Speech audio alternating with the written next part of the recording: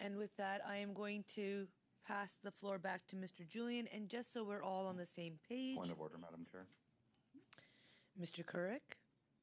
As a substitute, I have not yet received the proposed amendment. It's on its way, Mr. Couric.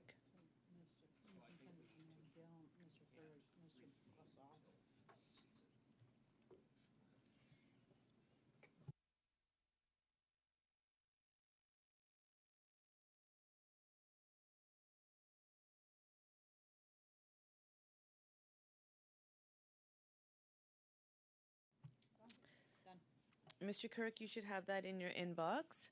Excellent. I see a thumbs up.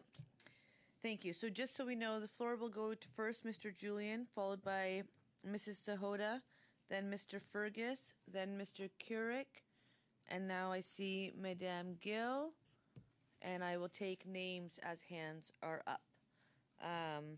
Mr. Julian, to you. Merci beaucoup, Madame la Présidente. Thank you, Madam Chairperson.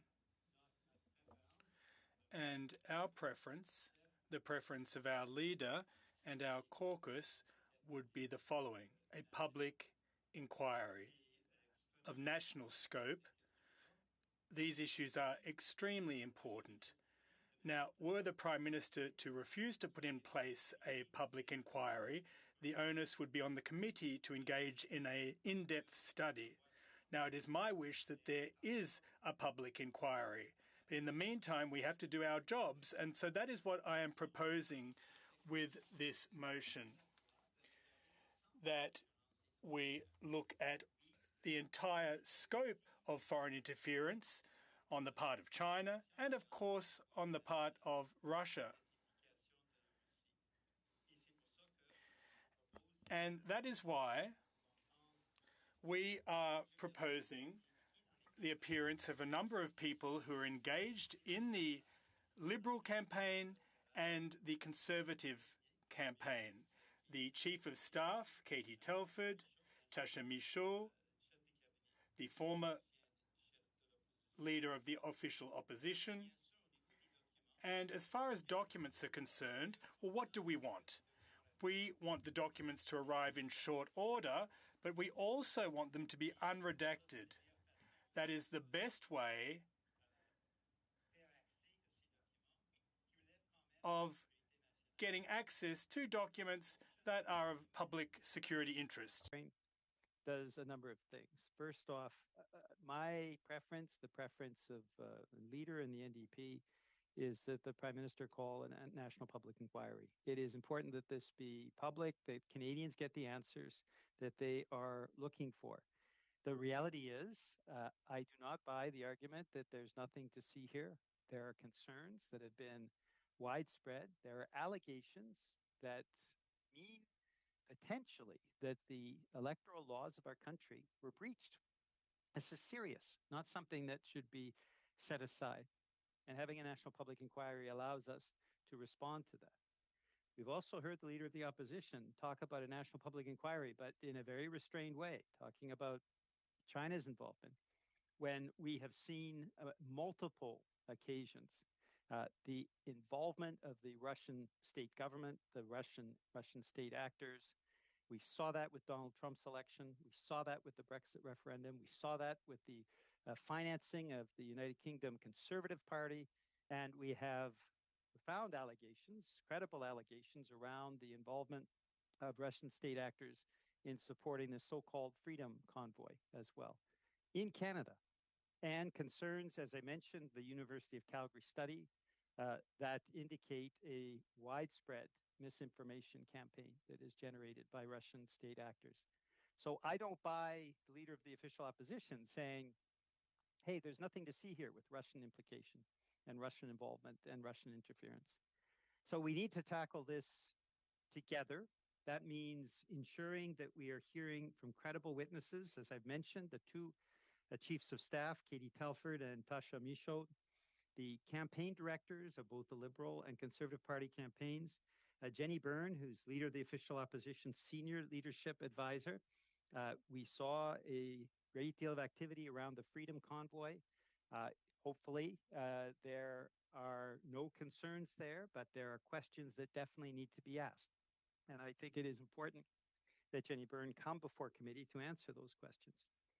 And ministers as well, the ministers that we are already convening and looking at other potential witnesses as well. Finally, there's the issue of documents.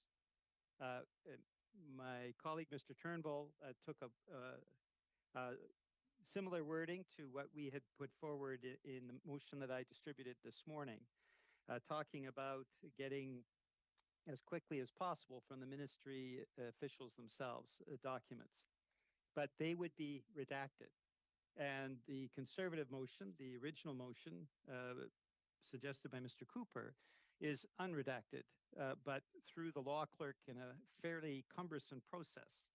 I am suggesting the process that all parties have already agreed to in the letter of the memorandum of understanding that we all signed on October 31st, 2022.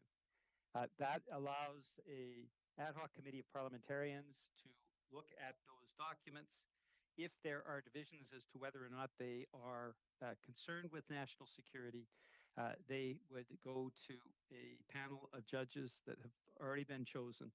It would allow the committee to have both the unredacted, ultimately, documents that have been passed through that vetting process in comparison with what we see from the ministry, which is likely to be, it's fair to say, substantially redacted. What this does is provide for both sides, unredacted and redacted, in a way that allows access to the documents that we need. So that is what I'm proposing in terms of the amendments. It improves the committee. I want to reiterate one more time, a national public inquiry is the way to handle this. That is not just me speaking or Jagmeet Singh speaking. I believe other opposition parties have also said the same thing. Jean-Pierre Kingsley, who as the head of Elections Canada has a significant and stellar reputation, and a number of other actors from right across the country have called for a national public inquiry. This is not something that is singular to one or two people. It is something that I think reaches a broad consensus within our country. And the preference would be that. We'll have that debate tomorrow. I hope to move the motion that I provided notice of motion today on the National Public Inquiry. I hope we can have the committee endorse that tomorrow. But ultimately, the Prime Minister needs to make that decision, and I believe needs to make it in a timely way. And I thank members of the committee for their consideration. I know that we have a drop dead time in a few hours, and hopefully we'll have some debate in the meantime. Thank you. Thank you, Mr. Julian. I will now go to Mrs. Sahota. Thank you, Madam Chair. So in terms of Mr. Julian's proposal that he will bring forward tomorrow, I think that it's the ask for a public inquiry is one that can definitely be explored as well. And once again, I think that this committee should get back to the work that we have planned tomorrow. I mean, something like that could end up becoming a recommendation that this committee provides in its final report on foreign interference. But in terms of the amendment that has just been brought forward by Mr. Julian, and I like Mr. Julian a lot, so I, don't criticize just for the sake of criticizing, but I wanted to point out that once again, I feel like I'm having deja vu, and we're having the same type of discussion we had last week on these issues, except now, unfortunately, Mr. Julian is taking a different side of the issue, or a contradictory side, if I may. just the other day when we went through a very similar motion to what Mr. Cooper has brought forward today, Mr. Julian sided with the issue of not bringing forward or inviting staff. And I can actually quote many things that were said in that meeting, and many things I agreed with him then about, over and still do in part. I just don't know which frame of thought Mr. Julian is bringing on any given day, because he had said that he cautioned this committee on inviting staff. He wanted to cite a number of people for the record. And Madam Chair, if you remember, you permitted him to quote many other people on this issue around political staff, as opposed to having ministers being brought forward to testify. He had said that they should come forward to explain what they did, what they knew, and what actions they've taken to ensure that whatever circumstance had occurred does or doesn't happen again. He quoted a former House leader stating that there is a clear case to be made that the accountability of political staff ought to be satisfied through ministers. Ministers ran for office and accepted the role of responsibility of being a minister. Staff did not. I'm quoting from, or Mr. Julian quoted that day from former Conservative government House leader Jay Hill, and then moved on, secondly, to name another member, a cabinet minister. He said that we believe that cabinet ministers are responsible for what happens in the names and responsible to Parliament. This is called ministerial responsibility, and it is one of the oldest traditions here in our country.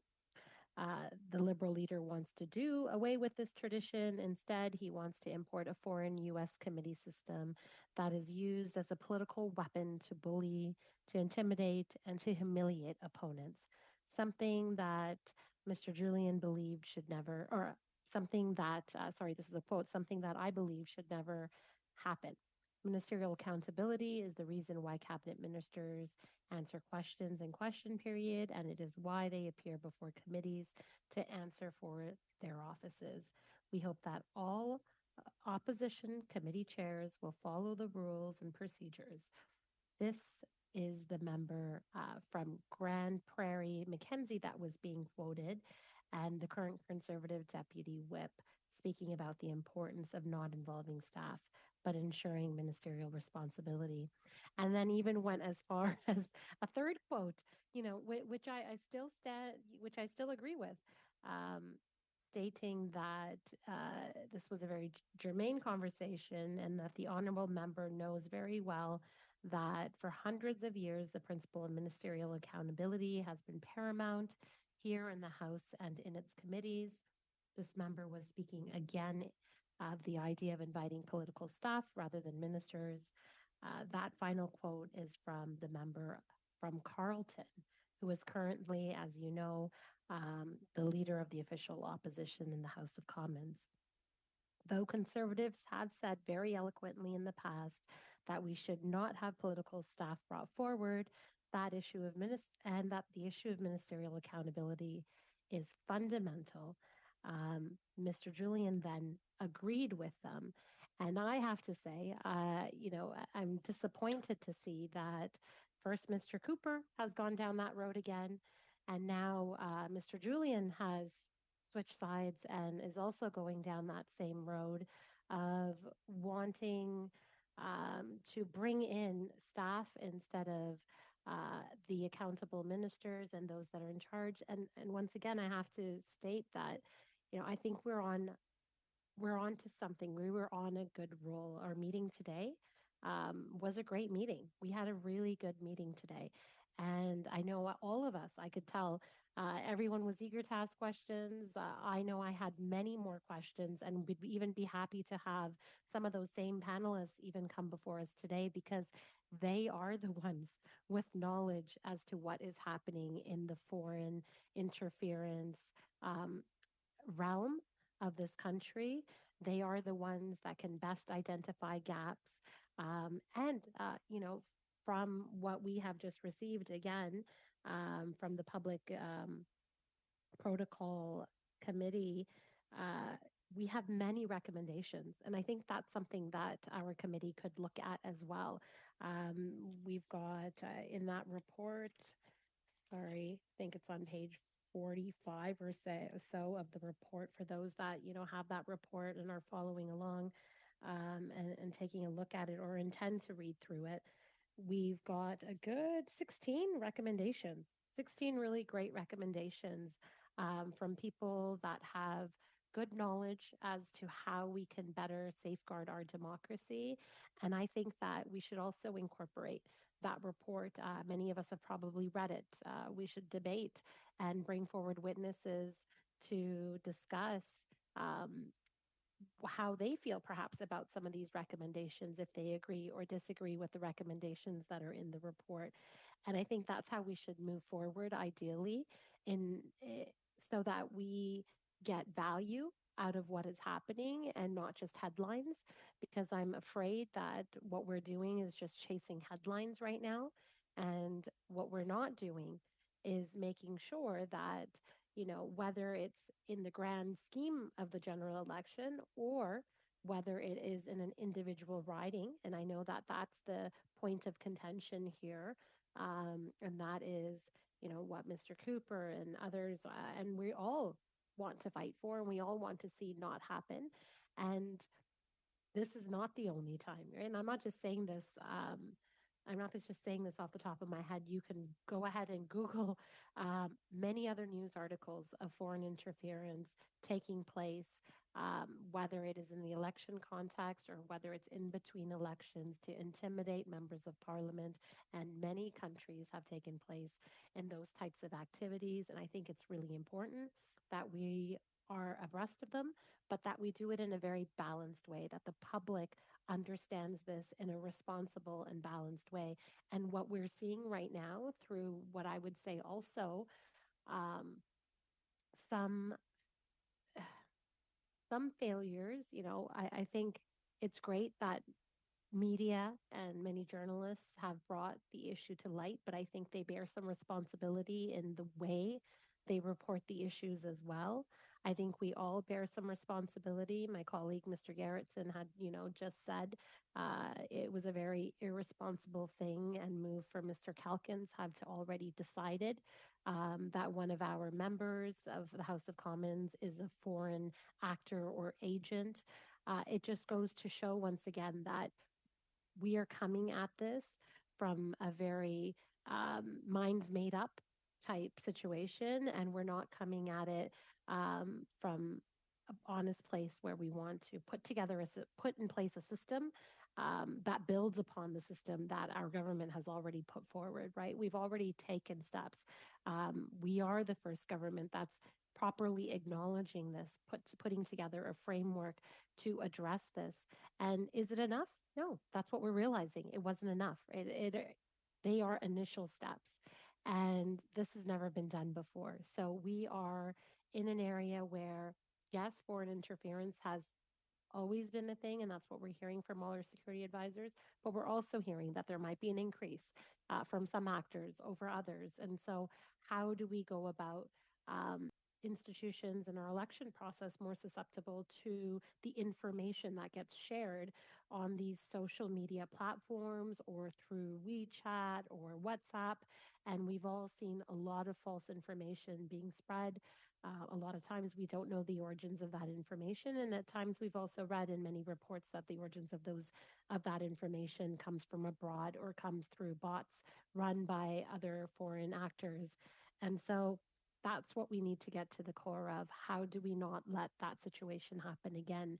And I think we all agree that that interference has occurred. We have been told, what level of interference there was, whether it rise to the point of making an impact on the general election. or not. And we as a committee can now change that framework, right? We can at least recommend to have that framework changed. If we do think that the threshold needs to be changed and all of those things, we can do that. And we have the knowledge and the people with the expertise at our disposal to come forward before this committee. So, once again, it is a public forum. Perhaps the government moves in a direction of a public inquiry in the future. Perhaps that's something we also recommend at the end of our report. And I'm open to all of those discussions. But I think what we're doing right now is having an intermission. I feel in the middle of our study that is a valuable study.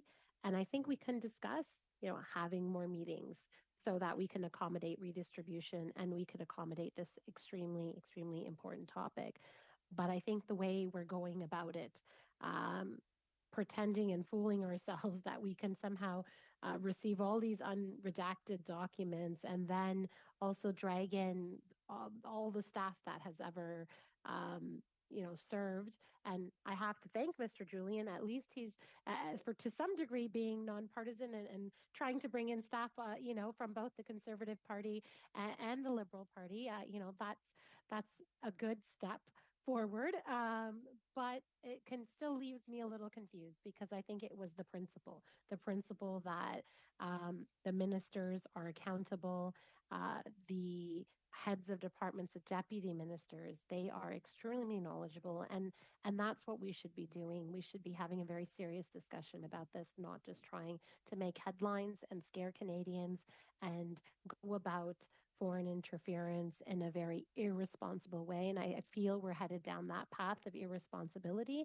And once we go too far, well, you know what's happened in other countries. And I feel if we go too far and we exaggerate what is happening to the point where we devalue our own institutions, then we are going to have quite the reckoning in the coming years. And so it is up to us to protect our institutions. And I'm not saying keep them the same. I'm not saying don't improve things. And I'm not saying let foreign interference be and let it occur.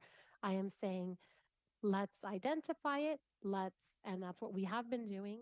And let's identify the gaps and let's move forward. Let's fix this so that we don't have an increase of these types of incidences. And that's how I think we should all be coming together to um, approach this matter and approach this serious issue. And even from you know even from most of the articles and things that I am reading and constituents that I've spoken to too, they are concerned and they are worried about this. As am I. I am worried about this disinformation. I've been on this committee for a long time. There are a lot of things that keep me up at times, and one of the main things is uh, the stability and the integrity of our democracy and making sure that we continue to protect our democracy because I truly believe in the democratic system. And we are seeing, you know, we are seeing authoritarian states emerge quite rapidly all around us. And I just don't want to see us go down a path where we end up destabilizing our own system. And we should be very cautious as to maybe, perhaps, even the influences that might be encouraging us to go down that path. So be mindful, be wary as to why we're doing these things and what the end outcome is that you want. And if the end outcome is just, I want some splashy headlines, I want the prime minister to look bad, I want to be in power, then okay, because that's what it's seeming like. But if the end outcome is, because regardless who's in government, and it could be anyone tomorrow, we want to make sure that we continue to have uh, strong, strong, fair, free elections, and that is something that Mr. Rosenberg's report has indicated that we did have a fair and free election, but it didn't deny the fact that there's interference. And I don't think anyone is denying that, nor is anybody looking to bury that or walk away from that fact.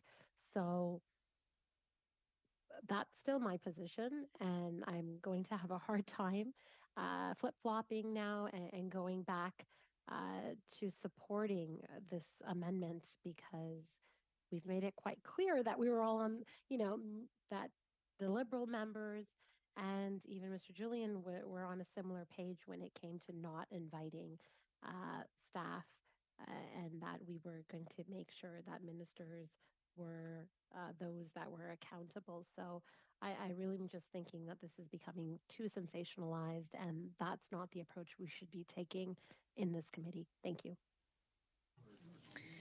Thank you, Mrs. Sahota. Mr. Fergus.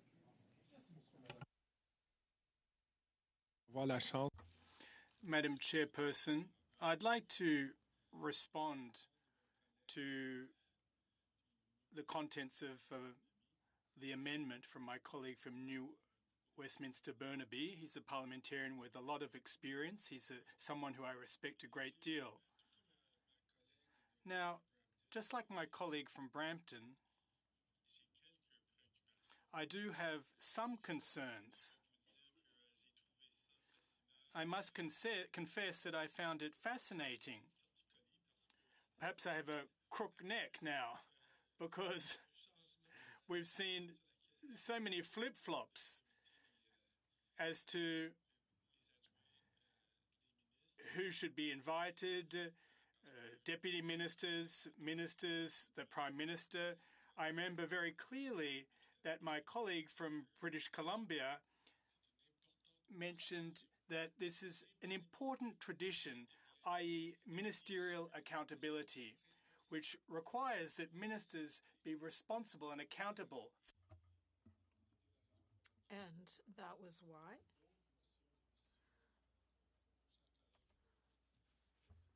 for the motion from our colleague from Edmonton Saint Albert, we proposed in the previous meeting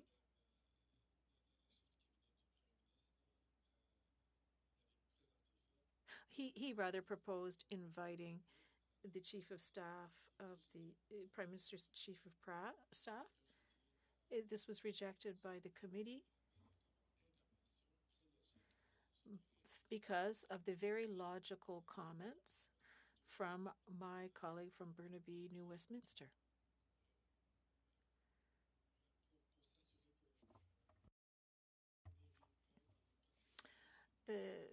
The idea was not to invite political staffers.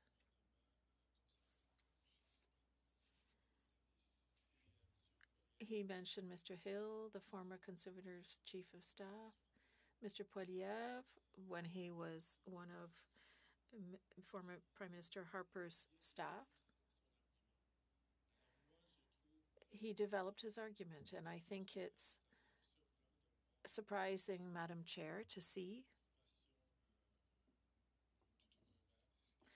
this about face. Mr. Julien can perhaps note my question. Why does he justify these changes today when it wasn't acceptable last week? However, there is, Madam Chair, there are things, rather, in this motion, in his amendment, rather, things that I like. I think there's a way of ensuring that MPs who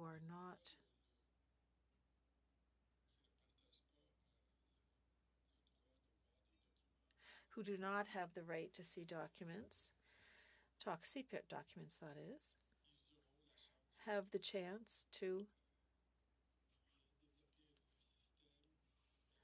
through a system similar to what we did with the documents from Public Health Agency of Canada.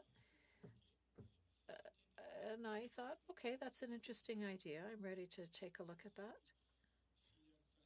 And if there is a way to ensure that we don't threaten either our human resources who work in the national security and intelligence area to ensure that we're faithful to our allies who have shared information with them. If there is a way that we can ensure that countries who are not our allies do not receive the chance to see these documents, that they won't be able to read these documents and determine the sources of the information, of the intelligence information that could threaten our brave men and women who work for our country. And of course, our allies as well, outside of our borders.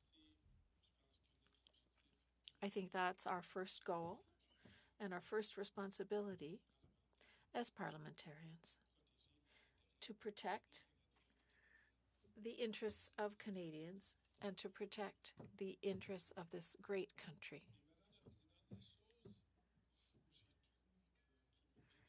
Madam Chair, I'd like to have Mr. Julien clarify something for me. He started his comments by saying the best solution would be a national public inquiry on this question, a nonpartisan national public inquiry that could get to the bottom of things, protect top secret information, find out what exactly has happened, and the scope of foreign interference in Canada, and not just the interference by one country, for example, China, but others, such as Russia, and other countries that are giving us headaches, that have interfered not only in elections, but have impacted situations such as the occupation of Ottawa,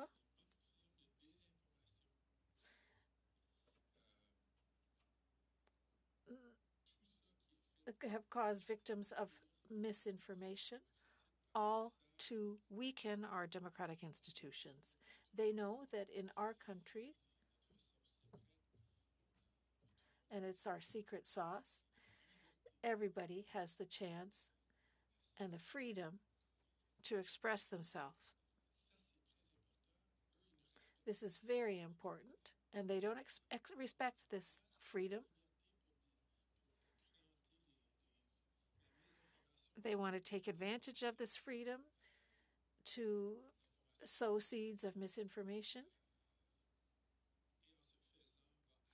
and in doing so, weaken the democratic debate that takes place in Canada and in other democratic countries.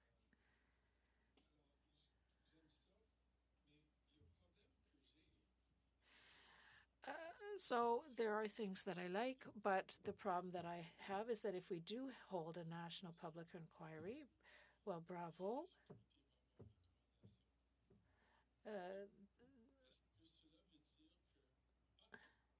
Does that mean that we'll have this tool and end the inquiry or the review undertaken by PROC? The Ethics Committee is currently examining the exact same subject.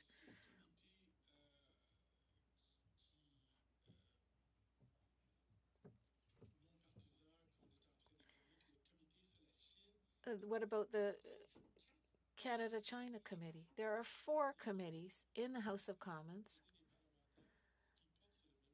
made up of parliamentarians that are examining this same subject. I'd just like to have an idea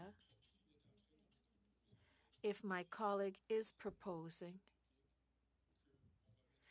that if we proceed with a national public inquiry, we'll stop the studies, all other studies. It doesn't make sense to repeat this work again and again.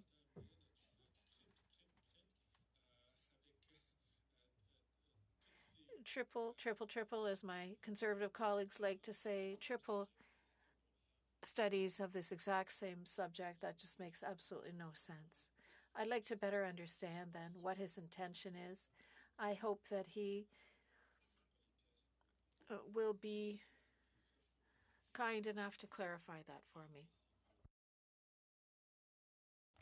Not just for me, but for everyone around the table and all the Canadians who are listening at home.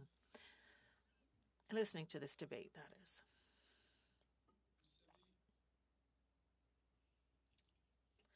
You know, well, listen, this is a fundamentally important debate.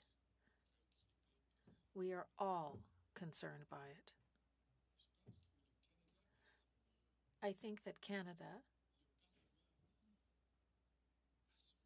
at its best, that Parliament, at its best, has been able to overcome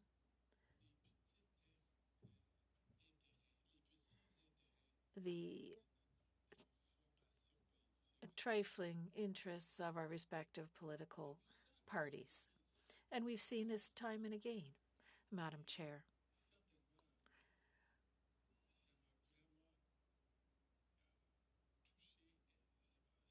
I found this touching. It's been truly heartwarming to see that we acted in this way at the beginning of the pandemic. All political parties, all members of parliament rather, rose to the occasion. We identified a common threat, the pandemic, the virus, and everyone did their share to help every single person in our country. The Bloc Québécois, the Green Party, the NDP, the Conservative Party, the Liberal Party, everyone together worked in a truly remarkable way. And what happened? What was the result? There was a feeling of pride in every province and every territory.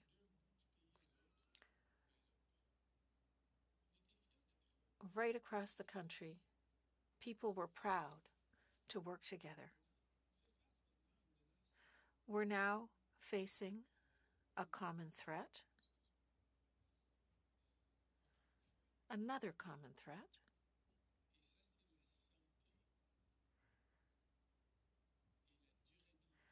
and it will affect the health, the integrity, and the survival of our democratic institutions. These institutions deserve that we all do our part. Madam Chair, I remember, and I've been here for some time now on the Hill.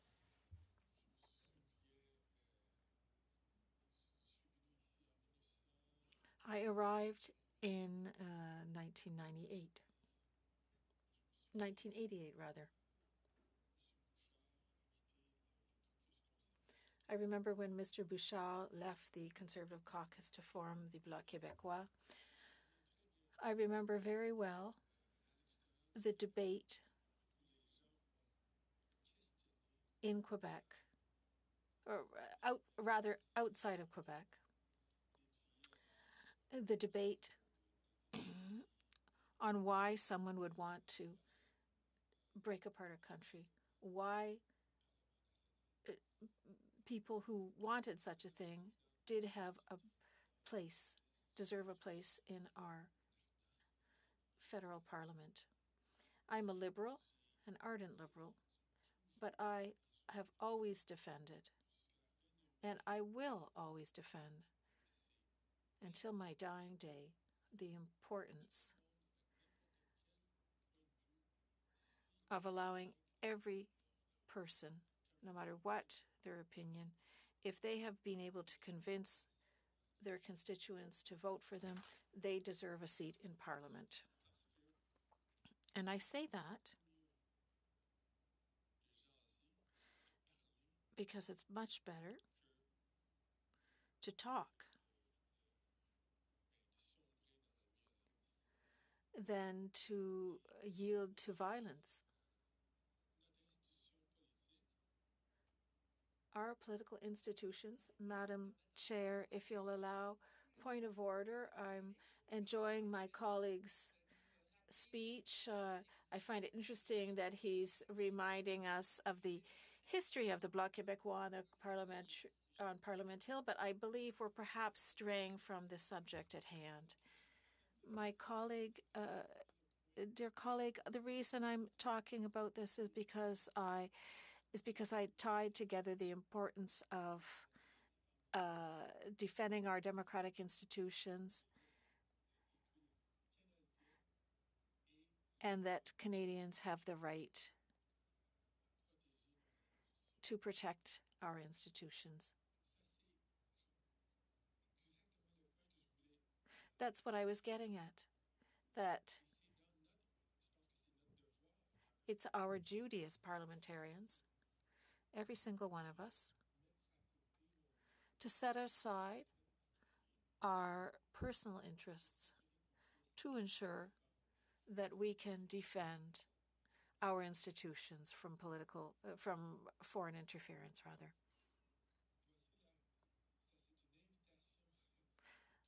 This is an invitation that I'm extending to my colleagues. If we manage to do so,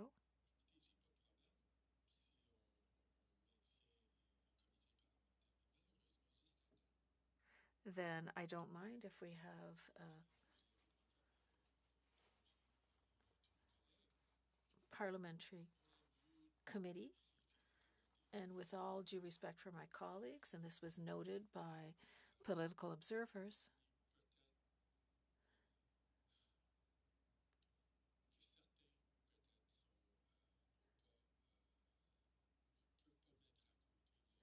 it's possible that some people cannot, uh,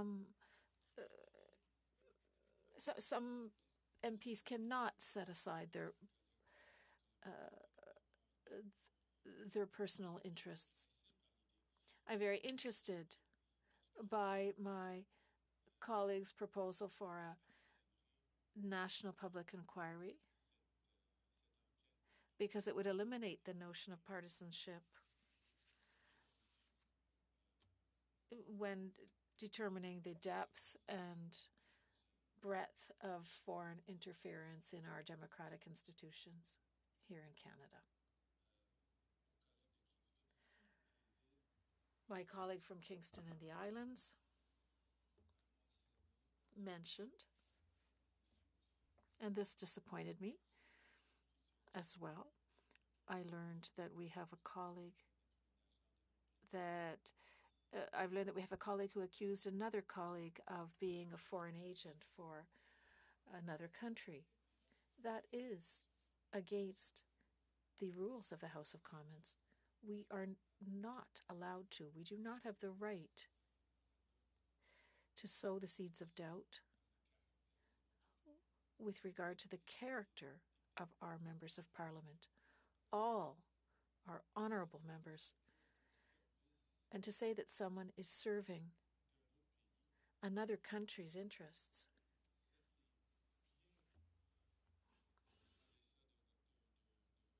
this is far below what we expect in a debate here in the House, in this chamber. I hope that this colleague will withdraw that tweet and video on this social media, and have the decency, if this is not done publicly, to at least call the member of parliament he insulted to present an apology. I hope that this will be done. That member of parliament is an honorable member,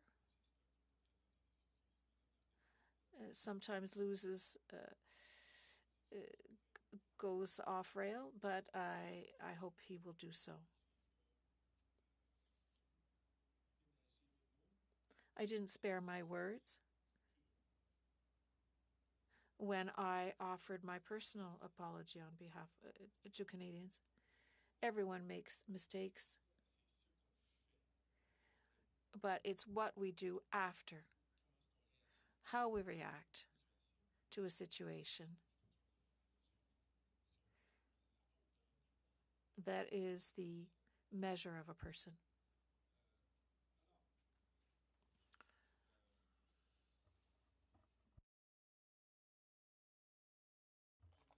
Madam Chair, we have an opportunity before us, an opportunity to set aside our partisan interests and seek common ground.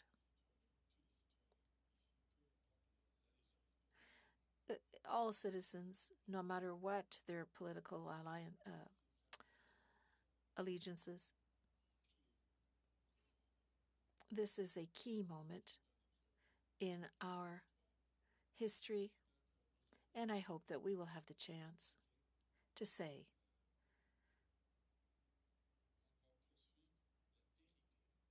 we will seek truth and not confine ourselves to narrow interests. Madam Chair, there's something else in my colleague's amendment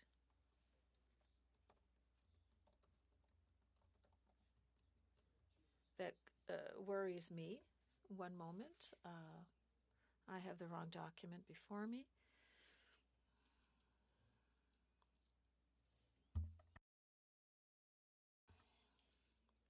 I'm sorry, Madam Chair. I think I seem to have misplaced the motion.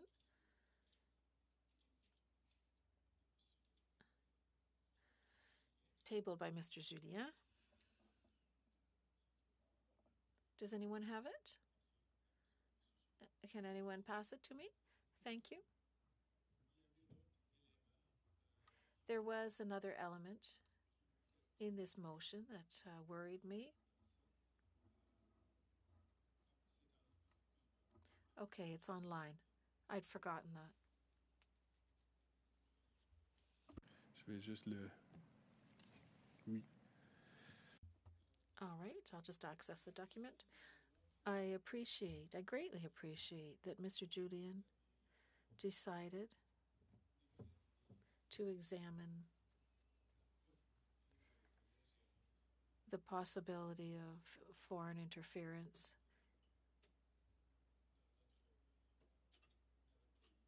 in our country,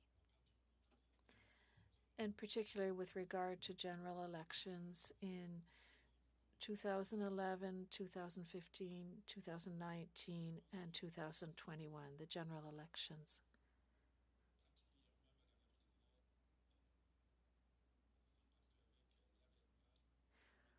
With the arrival of social media,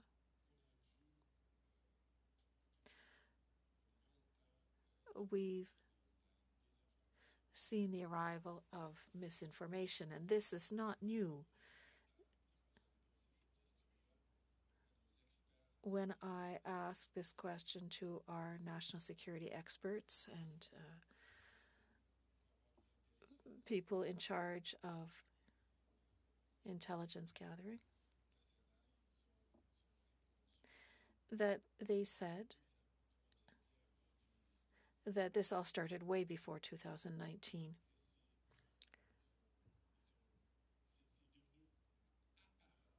It has become obvious.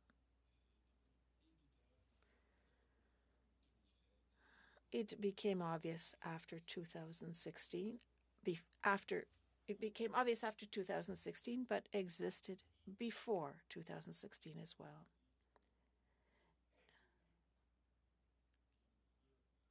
And Mr. Julian asked that we examine efforts by or on behalf of foreign governments or other foreign state actors to interfere in the 2011, 2015, 2019, and 2020-21 general elections.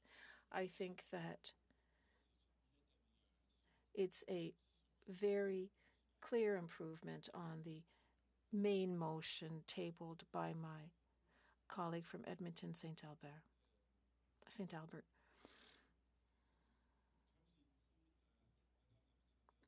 As I mentioned, Madam Chair,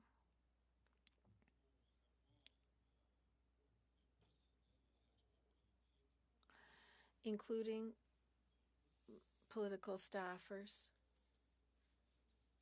and public servants, does not reflect a long tradition in the parliamentary system, the British parliamentary system, that is,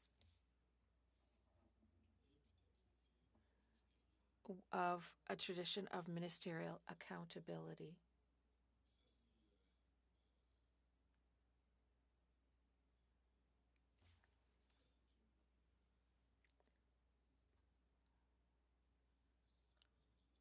Just a moment, please.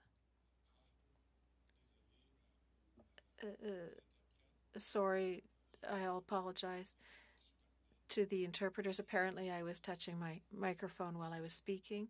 I apologize. I hope I didn't cause any problems. I'll be careful to keep my hands on the table in front of me and not to play with the microphone.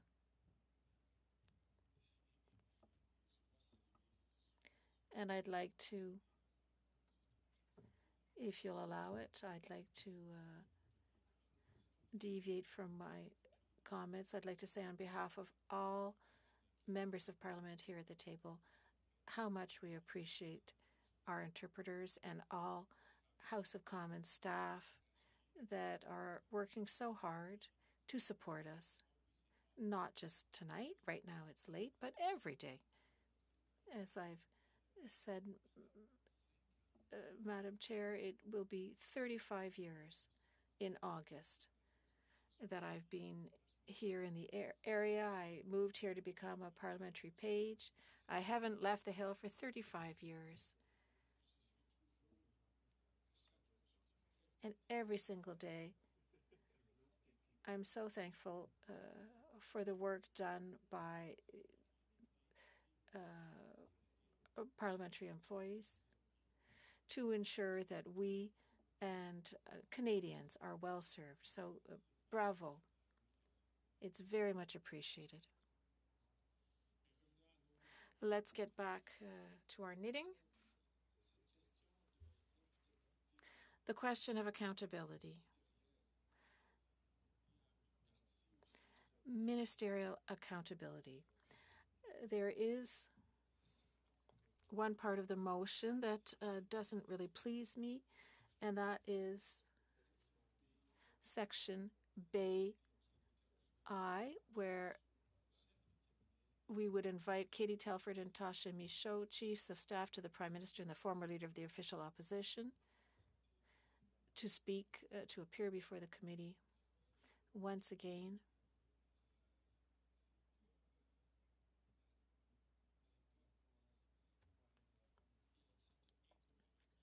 This is inconsistent to some degree. Just last week, and I will quote the document. Mr. Julien said, and I quote, unfortunately, I don't have the French version, I have the English one. On the issue of inviting staff, I want to cite a number of people for the record, Madam Chair, if you'll permit. Around the issue of political staff, as opposed to having ministers being brought forward to testify, I support ministers coming forward to explain what they did, what they knew, and what actions they've taken to ensure this never happens again. First of all, Madame la Présidente, il a cité l'ancien. He first quoted the former leader of the government in the House. That the accountability of political staff ought to be satisfied through ministers. Ministers ran for office and accepted the role and responsibility of being a minister. Staff did not. Il citait l'ancien. He also quoted the former Alberta MP, Jay Hill, who became leader of the Maverick Party, if I'm not mistaken. Perhaps someone can correct me if need be. That was in Alberta. It's a party devoted to Albertan independence. And he quoted another Minister of Parliament. Ministers are responsible for what happens in their names and responsible to Parliament. This is called ministerial responsibility, l'imputabilité ministérielle, and it is one of the oldest traditions here in our country. He goes on to say that ministerial accountability is the reason why cabinet ministers answer questions in question period, and it is why they appear before committees to answer for their offices. We hope that all opposition committee chairs will follow their rules and procedures. Et ça, c'était le. He was quoting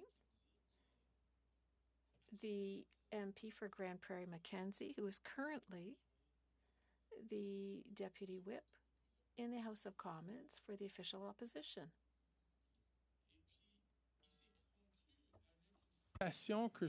And he concluded with a quote, which I think is the icing on the cake.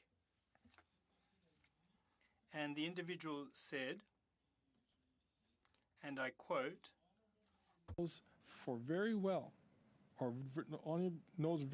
assume, that for hundreds of years, the principle of ministerial accountability has been paramount here in the House and in its committees. That final quote, cette citation, Madame la that final quote, Madam Chairperson, that my colleague Mr. Julian quoted, Mr. Poilievre, the member for Carlton, who is now the leader of the official opposition, and I hope that he has many years to master that role, even decades ahead of him, in order to master the role of leader of the opposition. But that's what he said when he was in Mr. Harper's government. So for all of those reasons, I take issue with Part BI of the amendment moved by my honourable colleague, and I don't want to mislead you. It was indeed BI. So I believe, Madam Chairperson, that for all the reasons I've outlined, we have an opportunity right here before us to ensure that we do our jobs without any duplication, without any overlap. I don't know what the word is in French, but when you do things 3 times over, thrice over, it's a duplication, it's a triplication. And that is what those members across the way are engaging in. They say the same thing in the House of Commons day in, day out. Do you score brownie points for that? Do you rack up any points? Thank you very much to the member for chiming in. He's a member for one of the most beautiful regions in Quebec, in the centre of Quebec, Megantic Lake, in the eastern townships, of course. Sorry, Montérégie, I stand corrected. My colleague from Saint-Jean has just corrected me. And of course, in the Ottawa Valley, Elmer is, of course, the most beautiful riding of Quebec. And that is why, moreover, that many of my colleagues have made their second home in Elmer, and I'm very proud to be their Member of Parliament when they are here attending parliamentary activities. And at each and every election, I invite them to distribute my election advertising, but I remain optimistic. One day, perhaps I'll do so, but for the time being, they haven't taken up my offer. Now, Madam Chairperson, there are a number of things that we can do, that we should do, but other things that we should not do. There should be no triplication. There should be no overlap, thrice over, with 3 standing committees of the House of Commons investigating the very same issue. Especially, and even more so, were there to be a public commission of inquiry. Now, it's my fond hope that my colleagues, who are, I must point out, quite busy and have a lot of work already representing their fellow citizens and constituents, that perhaps were there to be a consensus to hold a public commission of inquiry, well then they drop the issue of holding studies in our House of Commons standing committees so that those committees can go back to doing the jobs that they set out to do on behalf of all Canadians. There have been a number of motions to investigate a whole host of other topics and issues that warrant our consideration and would be a better use of our time and of our resources.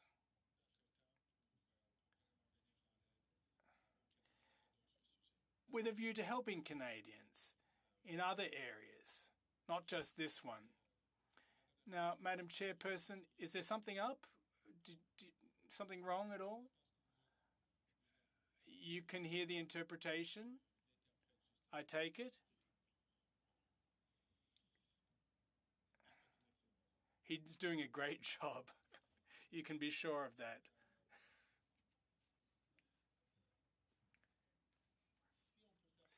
Now, Madam Chairperson, I think that were we to proceed in that manner, we would be truly serving our fellow Canadians. Now, I've taken a couple of minutes just to explain my thoughts about this issue. And it is my hope that my fellow members would be open to amending my colleague's amendment. Again, I'll say it once again, there are certain parts of his motion that I do agree with. There are other parts that I do not agree with, and I do hope that we can reach a consensus and therefore do the job that we have been tasked to do. Now, Madam Chair, I think at this point, I'll stop now and listen to Ms. Normandin's sub-amendment. No, there is no sub-amendment? No, my sub-amendment will come later, says Ms. Normandin. Well, I look forward to hearing that. But in any case, Madam Chairperson, I think that I will stop there and I'll have other things to say at a later point. Thank you. Thank you, Mr. Ferguson. Mr. Cooper, the floor is yours. Thank you, Madam Chair. I will be moving at this time an amendment that the amendment be amended by the following. A, replacing the proposed new paragraph B with the following. B, invite Katie Telford, Chief of Staff to the Prime Minister, to appear alone for 4 hours. So, Mr. Cooper, I'm going to just say, can you hold on? Yes. 30 seconds. We're going to just get this passed around. I understand that it's come to the clerk. We received it, and we will just make sure it's sent to all members. It's in both official languages. And we'll just note that there are some members who are not regular members of the committee to make sure they receive it so that we're all on the same page.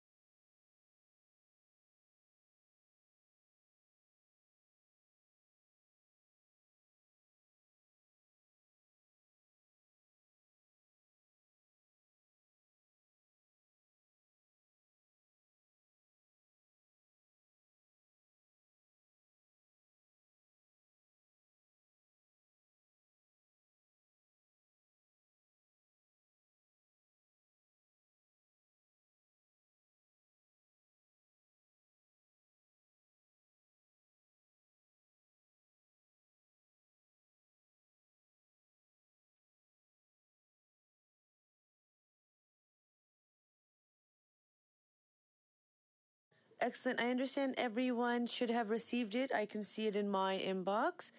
Mr. Cooper, back to you. Thank you, Madam Chair. So let me start again in terms of reading my amendment into the record. That the amendment be amended by A, replacing the proposed new paragraph B with the following. B, invite Katie Telford, Chief of Staff to the Prime Minister, to appear alone for 4 hours within 2 weeks of the adoption of this motion, provided that she be sworn or affirmed. C, invite the following individuals to appear before the committee on a 2-hour panel: Tasha Michaud, Jeremy Broadhurst, Azam Ismail, Hamish Marshall, Waleed Solomon, Jenny Byrne, Jennifer Howard, and Anne McGrath. And B, deleting the paragraph in the amendment concerning paragraph F of the main motion. I will now, Madam Chair, make some very brief remarks on the motion. First of all, let me just say that it is important that Katie Telford appear alone, that she appear to answer the questions of this committee, because Katie Telford is in an entirely different position than any of the other witnesses, in that she is the Prime Minister's Chief of Staff. She has been with the Prime Minister through all of the relevant times concerning the 2019 election and the 2021 election. She has security clearance. She's privy to classified information. She's privy to briefings that the Prime Minister would have received, and she is not just any Chief of Staff. As the Prime Minister once said, when you're talking to Katie Telford, you're talking to me.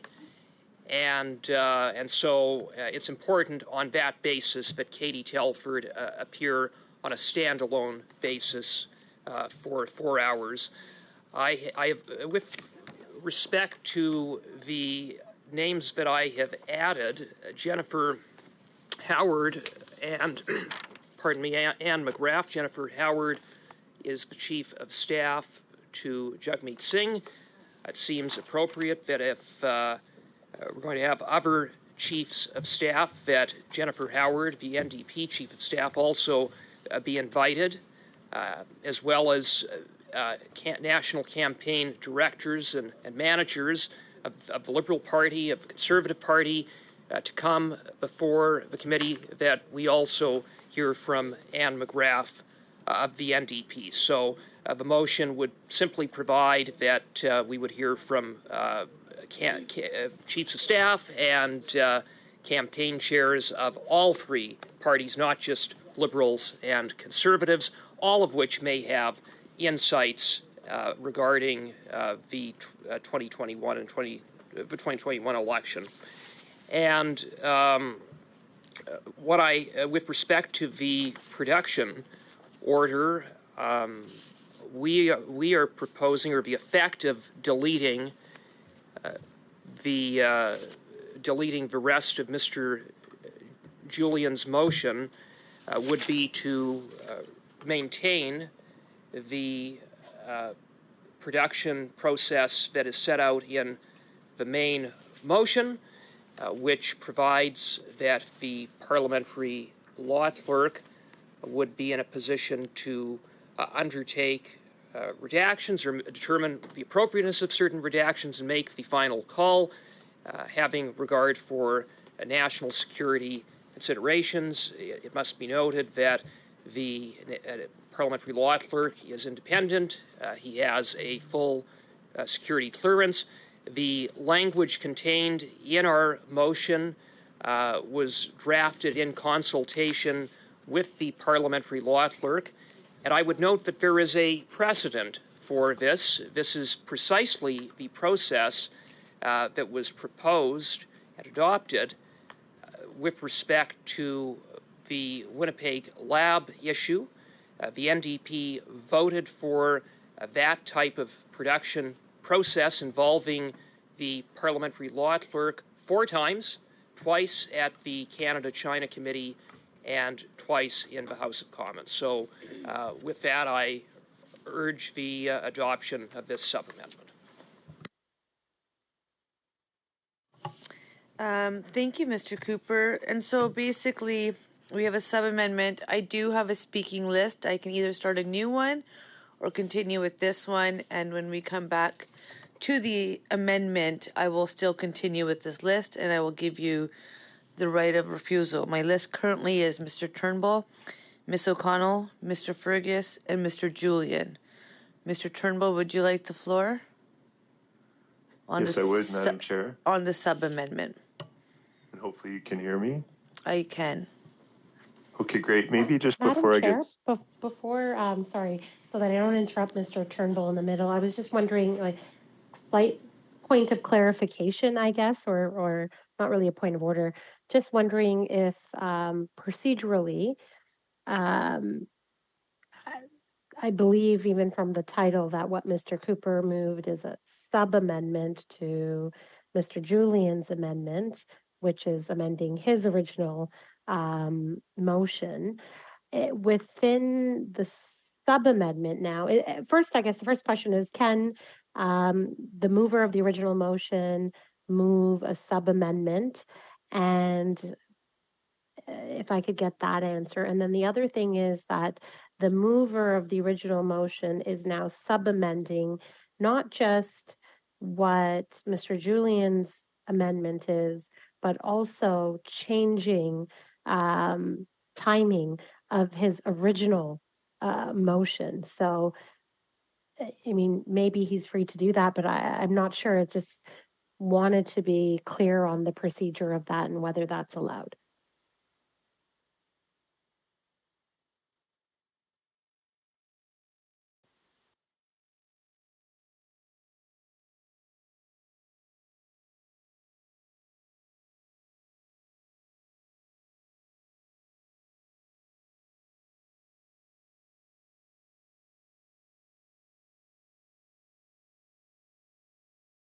bringing paper copies. So basically, Mrs. Sahota, thank you for raising that.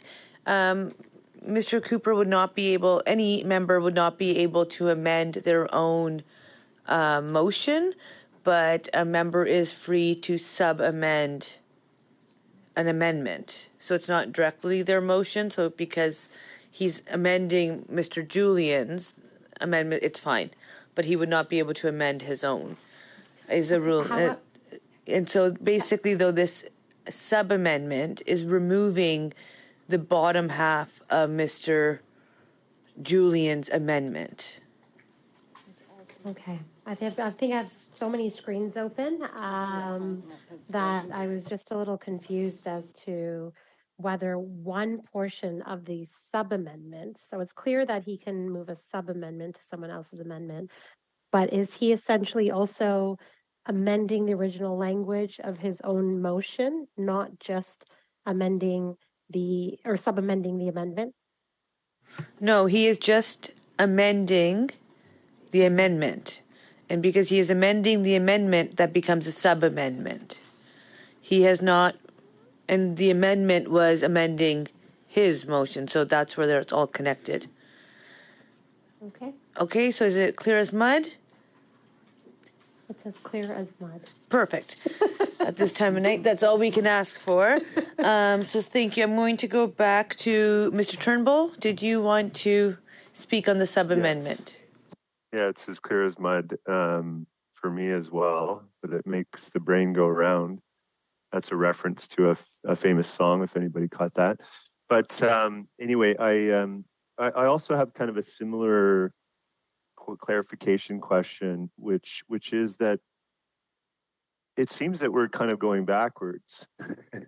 And I'm just wondering whether, further to Ms. Sahota's point, is that the now sub-amended version would sort of revert back to something that we've voted on several times.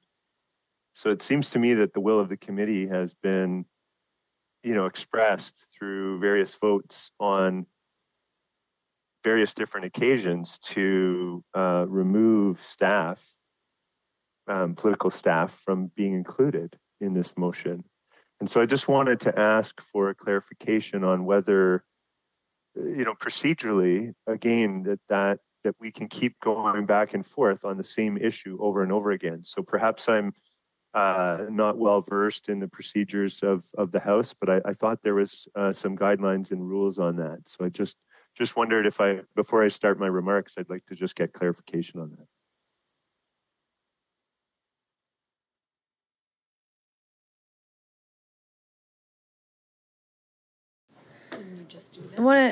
I feel like I just did that. Do you want to maybe say it again in my good ear? What would you like me to do, Mr. Turnbull?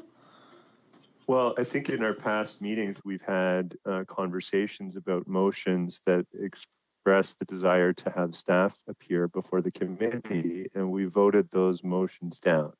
So I realize we're debating a new motion that's been amended and then sub-amended, but one of the key issues that keeps coming up over and over again is having staff appear before the committee. And Mr. Julian has talked about ministerial accountability in his past remarks, and members of this committee have quoted him emphatically and in agreement with him. And I'm just wondering whether this is the same issue that we're, recontemplating over and voting on over and over and over again. Isn't that redundant? And isn't there some procedural rule that prevents us from doing that? Is that clear, Madam Chair? That was really well done. Yes, I needed you to elaborate that point. I thank you. The lights have turned on. And yes, I think that's a very valid point that you're raising, because based on this issue, there is an argument to be had that this question has been decided. And so unless there is a reason to understand that it is not the same question, that is where we would be able to debate it again. And so I think with that, I could provide Mr. Cooper the opportunity to let us understand why this question is not the same as something we have already addressed, because there is the narrative that this has already been answered, but when it came to the floor of this committee, and we've been debating it now for just a couple minutes. It feels like days. I would like to understand if we believe or feel it's the same question or if there's a reason why it's a different question. Mr. Cooper, can you please explain if this is the same question or different, or why you believe it's different? Because there is some people who believe this question's been decided. It has not been decided. There was, between the last vote and the current motion before us, a change. This motion is referencing different reports, for example, and so we are referencing, for example, the Sam Cooper Global News report that came out involving senior PMO staff being briefed by CSIS. That had not been disclosed. That was not the committee was not aware of that at the time that the last motion was debated and voted on. And now we have these very serious allegations that senior PMO staff were briefed by CSIS that a Liberal candidate, now sitting Liberal MP, was assisted by Beijing's Toronto consulate in his nomination campaign. That is why we need to hear from Katie Telford as the Chief of Staff to the Prime Minister. So I would submit, therefore, it's perfectly appropriate that this be included in the motion and debated and voted upon.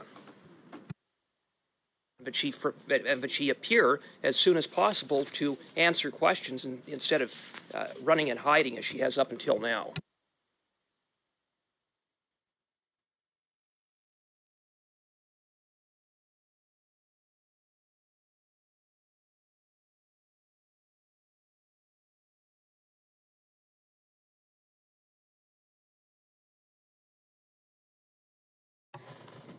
Okay, we are just going to take a pause from what's happening in regards to the motion in this.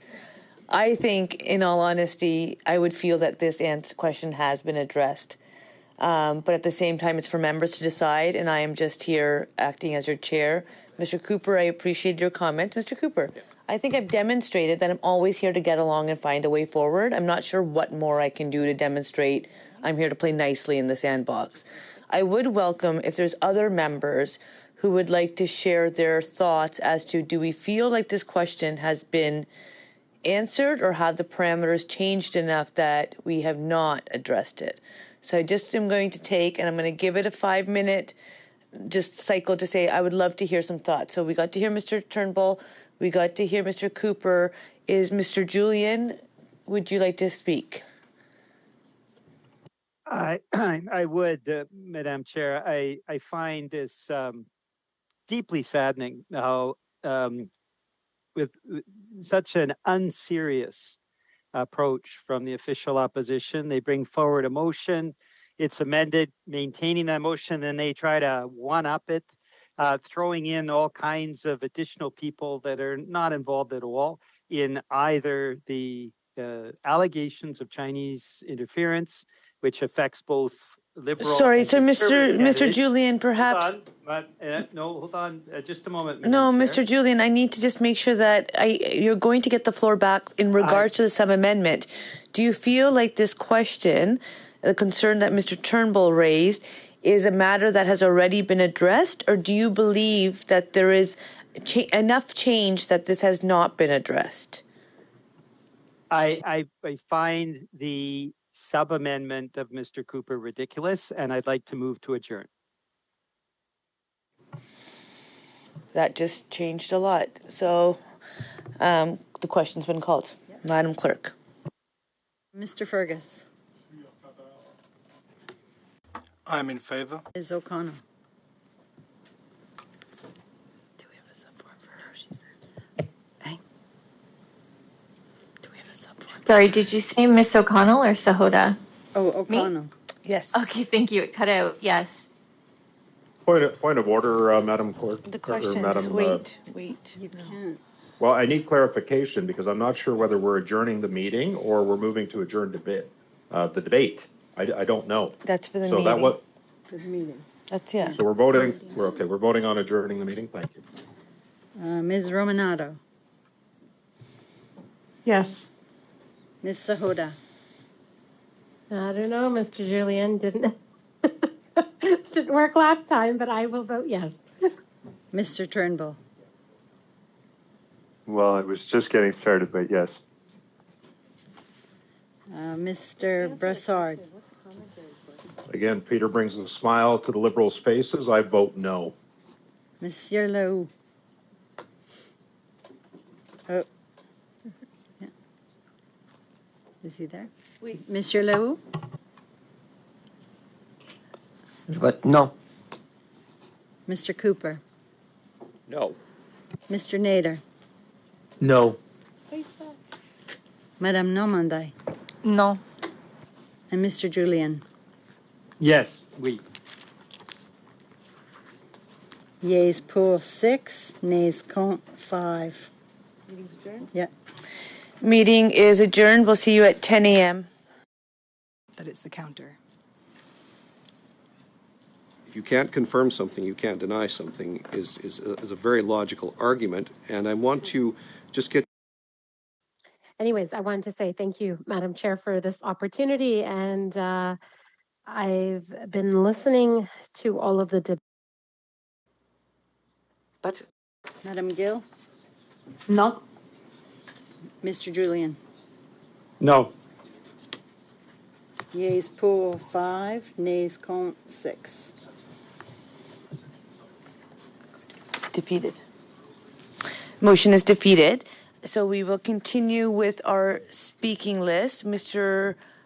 Cooper would like to suspend. Can I just have a show of hands if there is agreement to suspend?